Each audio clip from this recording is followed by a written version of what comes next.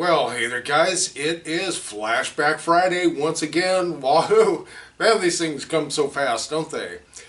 In today's video, guys, we're talking about the great arena slash corporate rock band, whatever label you want to give them, Journey. Don't go away.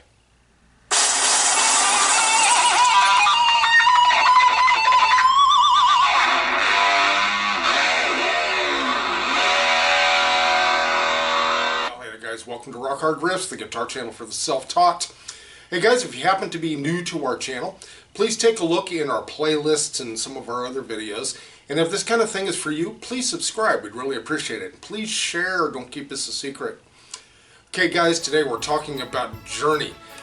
Journey, boy, quite a history or pedigree, if you want to call it that, to the band, especially with Neal Schon and Gregg Rolie. Both of them were members of Santana. In fact, it was Gregg Rolie who sang Black Magic Woman. So some really excellent musicians in Journey, without a doubt. Now, Journey originally formed in about 1973. They kind of went through a couple different names and several incarnations. They were like a jazz fusion band and just like a long-winded jam band kind of thing. And then they decided, or actually their record company, this is what I found to be really interesting, their record company suggested to them that they try a more commercial type of angle and find a lead singer and maybe another guitar player. So the record label didn't just drop them and say, okay, it's just not working, you're out of here, because they had put out a couple albums that didn't sell. No, they tried to help them bring in other members and try a slightly different angle to become successful.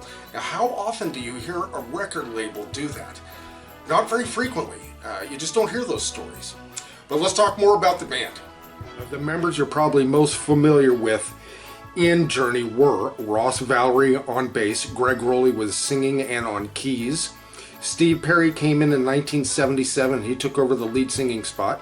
Steve Smith, the excellently soulful drummer. And of course, the great Neal Schon on lead guitar. That was the primary lineup of Journey. Later on, of course, came Randy Jackson, who you might be familiar with. He is the original big dog.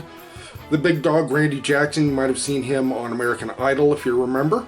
Also, Gregg Rolie was replaced with Jonathan Cain.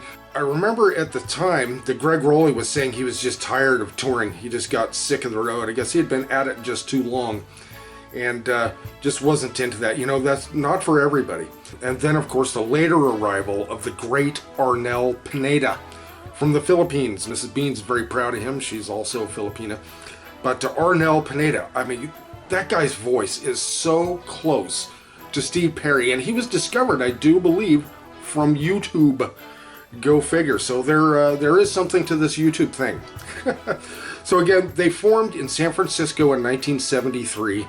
Again, Gregg Rolie and Neal Schon were from Santana. I believe Neal Schon was like a teenager when he joined Santana, but I don't think he was at Woodstock. I don't remember seeing him there. And again, as I said before, they kind of went into a jazz fusion kind of thing, and their record label, Columbia, decided to help them and maybe bring in some different members or have them discuss it, whichever. And man, what a giant help that was, bringing in Steve Perry, of course. Now let's take a look at one of their albums that I have. This is a greatest hit CD that I picked up probably somewhere in the late 90s, I'm going to guess. Maybe it could have been the early 90s, whenever these things came out. But there's some really great songs on this. My favorites were like Wheel in the Sky, Lights. That's the one where the lights go down in the city. Lovin', Touchin', Squeezin'. Those were some of my favorites. It was 1977 when Steve Perry joined, and I believe it was the early 80s when Jonathan Cain replaced Gregg Rolie. And that was really the big mega machine that made Journey. Now, a lot of people talk about arena rock and corporate rock and that sort of thing, and I guess that, yeah, Journey definitely fits into both of those. The arena rock, they were such a big hit that they'd sell out arenas. Well, why not? The corporate thing could be very well like the people at record labels deciding that bands should maybe hire and fire certain people or just assemble a band themselves. I guess you could kind of call that a corporate rock thing. But there was kind of a formula thing too to some of the later music. It started to get kind of repetitive. It was kind of derivative. the music. One song kind of sounded like the next. As Frank Zappa said at the time, he couldn't tell the difference between Journey and REO Speedwagon. And I guess that kind of is that corporate rock type of sound. But still, you know, sold tons of records, that is for sure.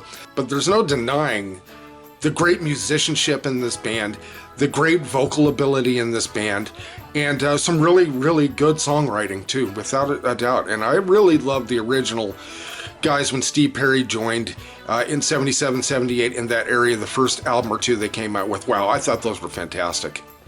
So there you have it, guys, Journey.